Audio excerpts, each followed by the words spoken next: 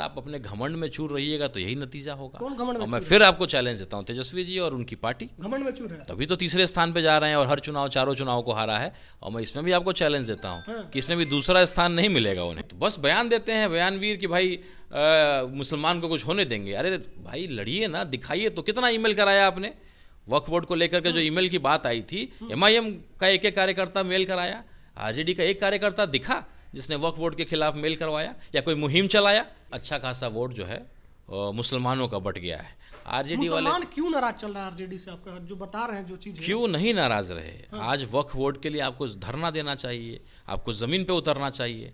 आज अगर मुसलमान हट जाए तो यादव भी टूट जाएंगे। यादव तो हिंदू हो ही रहे हैं। आप चले जाइए ना RSS के शाखाओं में, आपको अच्छे खासे यादव मिल जाएंगे।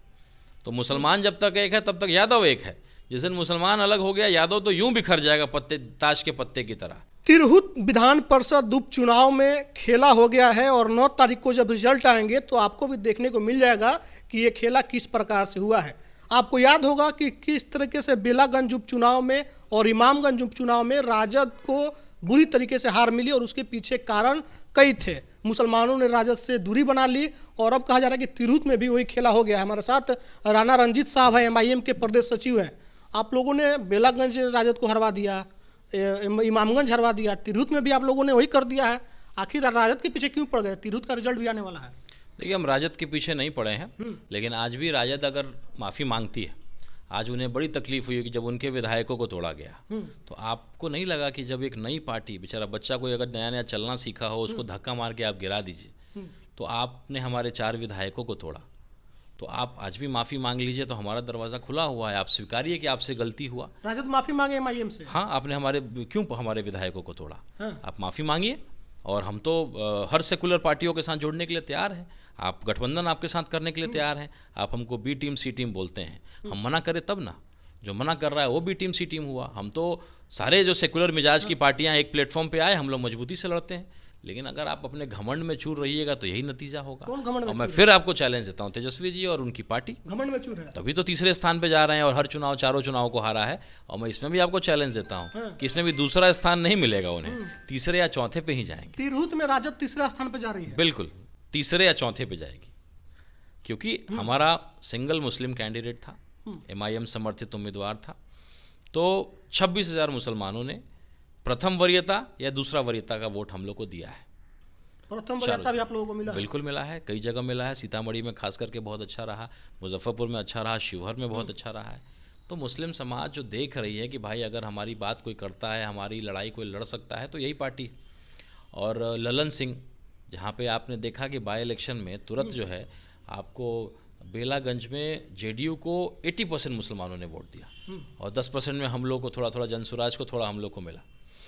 तो ये इतना समर्पण दिखाने के बाद क्या मिलता है आपको कि ललन सिंह जो केंद्रीय मंत्री कहते हैं कि इस मुखाफलत में न रहें, गफलत में ना रहें कि भाई मुसलमान आपको वोट देता है, तो कहाँ जाएगा मुसलमान? तो इनकार कर दिया कि मुसलमान हमको वोट ही नहीं करता, वोट ही नहीं करता है। देवेश चंद्र ठाकुर जी कहते हैं कि हमें वोट ही नहीं चाहिए। तो काम भी नहीं करेंगे। तो JDU को ये मौका था। और नीतीश जी, थोड़ा बहुत सेकुलर छवि है, वक्फ बोर्ड, आज अगर नीतीश जी, चंद्रबाबू नायडू जी चाह जाएं तो वक्फ बोर्ड कभी पारित नहीं होगा, वो उसको जो है कैंसिल कर दिया जाएगा। तो वो आपका अग्नि परीक्षा है नीतीश जी का। और देवेश चंद्र ठाकुर जी ने और ललन सिंह ने मुस्लिम विरोधी बयान दे करके अभिषेक झा को कमजोर कर दिया। आप लोग यहाँ लड़ाई ही नहीं होती, अभिषेक झा चुनाव जीत जाते। अभिषेक झा अगर ये 2 बयान नहीं दिए होते, मुस्लिम विरोधी बयान नहीं दिए होते, तो अच्छा खासा वोट मुसलमानों को उनको मिलता। तो आपके हिसाब से कौन जीत रहा है? देखिए, अभी लड़ाई है, लेकिन RJD वाले कहीं लड़ाई में नहीं नजर आ रहे हैं, क्योंकि अच्छा खासा वोट जो है मुसलमानों का बट गया है। RJD वाले क्यों नाराज चल रहा है RJD से? आपका जो बता रहे हैं जो चीज क्यों नहीं नाराज रहे? आज वक्फ बोर्ड के लिए आपको धरना देना चाहिए, आपको ज़मीन पे उतरना चाहिए। आज अगर मुसलमान हट जाए तो यादव भी टूट जाएंगे। यादव तो हिंदू हो ही रहे हैं। आप चले जाइए ना RSS के शाखाओं में, आपको अच्छे खासे यादव मिल जाएंगे। तो मुसलमान जब तक एक है तब तक यादव एक है। जिस दिन मुसलमान अलग हो गया, यादव तो यूं बिखर जाएगा पत्ते, ताश के पत्ते की तरह। तो इतना कुछ दिया है मुसलमान समाज ने, और आज जब उसकी लड़ाई लड़ने का समय है तो क्या कर रहे हैं? ट्वीट कर रहे हैं।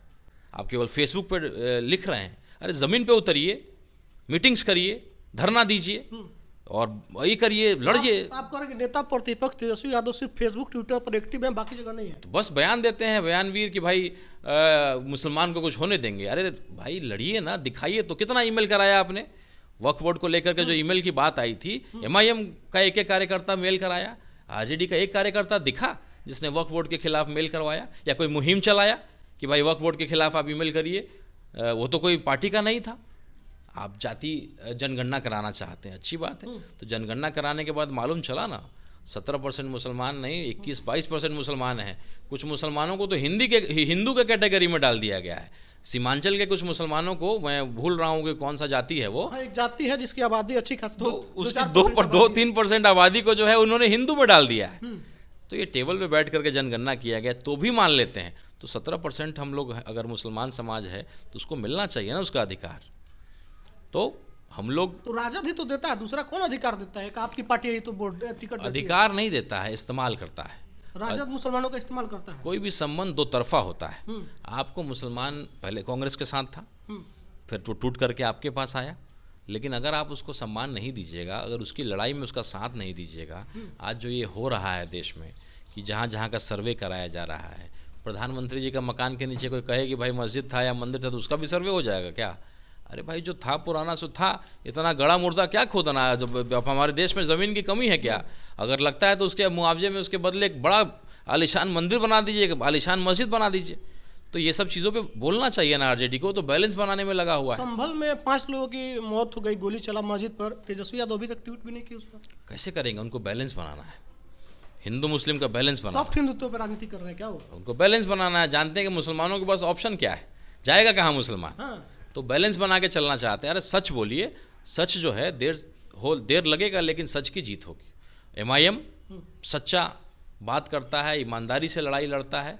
हम लोग हरा गमछा नहीं भगवा गमछा भी लगाते हैं, टीका भी लगाते हैं, जय श्री राम भी बोलते हैं, भारत माता की जय भी बोलते हैं, हिंदुस्तान जिंदाबाद भी बोलते हैं, कोई रोक टोक नहीं है। लेकिन गरीब मजलूमों की लड़ाई को लड़ते हैं। ठीक है, समय लगेगा, एक दिन में इतना बड़ा बदलाव नहीं आता है, लेकिन आप देखिएगा कि आने वाला भविष्य जो है MIM का बहुत मजबूत है। और जो मुसलमान समाज है वो देख रहा है बहुत ईमानदारी से, और सदन में लड़ने वाले व्यक्ति असदुद्दीन ओवैसी साहब को सुन रहा है, बिहार विधानसभा में लड़ने वाले अख्तरुल ईमान साहब को सुन रहा है। तो धीरे धीरे लोगों को समझ में आ रहा है, और इसका उदाहरण आप तिरहुत स्नातक में देखिएगा। पढ़े लिखे लोगों का चुनाव था, एक मुसलमान ने या तो प्रथम वरीयता या दूसरा वरीयता का वोट हमारे MIM समर्थित उम्मीदवार रहमानी साहब को दिया है। राजद तीसरे नंबर पर जाता है। निश्चित रूप से।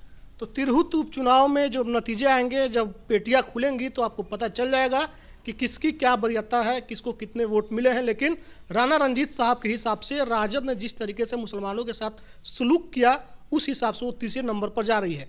और राजद माफ़ी मांग ले अगर, तो ये लोग उसके साथ गठबंधन करने के लिए तैयार हैं। और जहाँ पर उसको नुकसान पहुँच रहा है, मुसलमान वोट कट रहा है, वहाँ पर ये लोग जाकर चुनाव भी नहीं लड़ेंगे। लेकिन उसके लिए शर्त यह है कि राजद को पहले माफ़ी मांगनी पड़ेगी। वीडियो पर आपकी क्या प्रतिक्रिया, कमेंट में लिखिएगा। धन्यवाद।